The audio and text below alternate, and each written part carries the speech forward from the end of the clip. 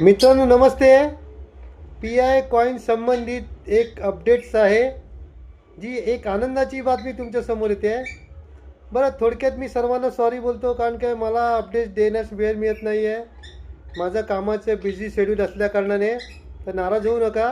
पण आनंदाची बातमी ऐकायला काय जातं आहे, बरोबर ना? तर पी आय कॉईन उद्या, म्हणजे उद्या 20 तारीख आहे, 20 तारखेला लॉन्च होतो आहे. आणि साधारणतः 7 ते 8 एक्सचेंजवर तो तुम्हाला दिसून येईल. हळूहळू ती एक्सचेंजची संख्या वाढणार आहे. साधारणतः 500 ते 600 एक्सचेंजवरती लिस्टेड होऊन जाईल तो. ओके.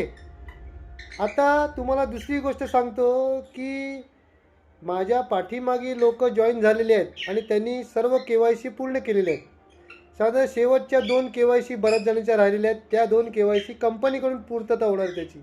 ओके, म्हणजे त्या पूर्णच म्हणजे झालेल्या आहेत. ओके.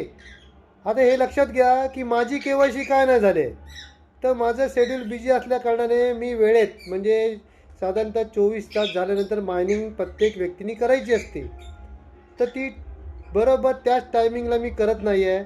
काय वेळा अर्धा तास लेट, 2 तास लेट, 3 तास लेट, 4 तास लेट, अशी पुढे पुढे गेल्यामुळे मला ते मेसेज येत नाही आहे कंपनीचा की KYC करा म्हणून.